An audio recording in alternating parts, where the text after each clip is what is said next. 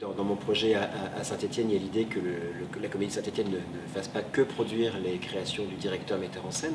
Donc on a une compagnie associée qui s'appelle The Party, un metteur en scène qui s'appelle Mathieu Cruciani, qui est maintenant associé depuis 3 ans, et qui là va créer un très beau texte de Julien Gracq qui s'appelle Un beau ténébreux, dans lequel on retrouvera entre autres Pierre Maillet et des anciens élèves de la comédie, parce que ça aussi, on est aussi une école supérieure d'art dramatique, donc dans nos créations on trouve aussi nos anciens élèves. Un très très beau texte de Gracq, c'est à la fois un texte très littéraire, c'est un univers onirique autour de la jeunesse, des espoirs, et puis jusqu'où on est prêt à aller. Et ça, c'est une production qui aura lieu aussi effectivement à Saint-Étienne. C'est une coproduction avec le Centre dramatique de Dijon et celui de Rouen. Donc ça aussi, c'est un enjeu important de montrer qu'on est capable de soutenir les compagnies à plusieurs centres dramatiques et au-delà des centres dramatiques, puisque le Théâtre des Célestins à Lyon est partenaire du projet, coproducteur du Retour des Airs, coproducteur d'Un beau ténébreux. Et ça, c'est aussi une partie intéressante du projet, c'est cet axe Lyon-Saint-Étienne qui, à mon avis, est un axe important dans la région. Le projet s'ouvre, on va dire, sur 2 aspects. Un aspect qui est celui de l'international, c'est mon 2e mandat en tant que directeur. Donc pouvoir inviter ici à Saint-Étienne des grands artistes étrangers et pouvoir jouer du théâtre en langue étrangère, c'est une chose importante. Nous aurons aussi un spectacle jeune public, franco-russe, et nous aurons une compagnie argentine complètement déjantée, avec un metteur en scène qui s'appelle Gabriel Chamet, qui joue tout Othello à 4 acteurs qui sont des clowns. C'est un spectacle que j'ai découvert au Brésil, et un spectacle assez passionnant sur lequel on tentera vraiment tout l'enjeu de la longue série. Voilà. Dans les temps forts aussi de la saison, toujours l'accompagnement des artistes, des jeunes artistes, Julie Deliquet qui deviendra artiste associée à partir de 2016, qui va venir présenter sa nouvelle création, Catherine et Christian, Charlotte Lagrange, qui est une jeune artiste à suivre justement, et avec un titre, voilà, sans faire de mauvais jeu de mots, ça s'appelle Au suivant, sa création.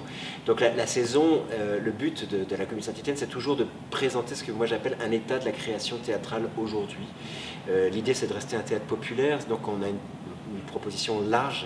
Là, on a environ 40 spectacles dans une saison, avec une formule d'abonnement extrêmement souple. On peut venir à la Comédie Saint-Étienne comme on vient au cinéma.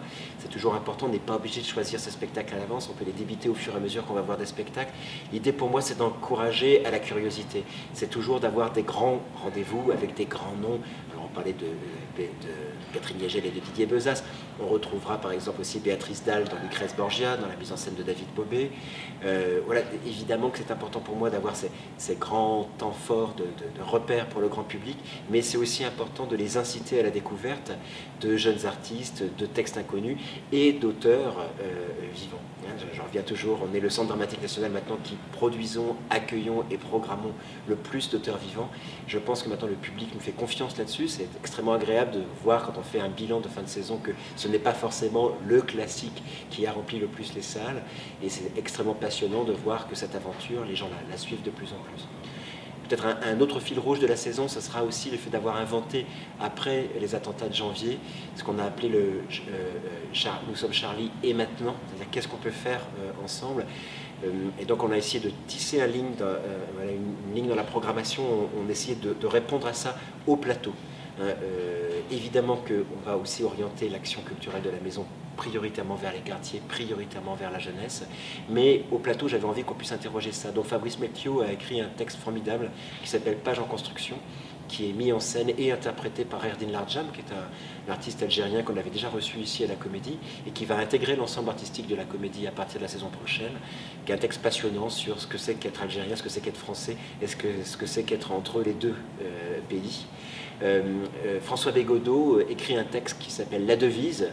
Évidemment, c'est la devise républicaine, liberté, égalité, fraternité, et à la manière de ce qu'il avait fait pour Qu'est-ce que le théâtre, donc c'est mis en scène par Benoît Lambert, donc ça sera itinérant. C'est l'idée d'une jeune femme qui coach un jeune homme qui doit aller parler de la devise républicaine auprès de jeunes gens, et de savoir ce que ça veut dire de parler de cette devise et comment on peut en parler. Donc il y aura toute l'ironie grinçante connue de nos compères Bégodeau et Lambert, mais évidemment que c'est aussi une manière d'essayer de traiter au plateau un certain nombre de questions. Et puis le partenariat avec la Villa Gilet, le festival Mode d'Emploi. Philippe Val viendra à Saint-Étienne dans le cadre de Mode d'Emploi. Ça aussi, c'est un temps fort important de la saison.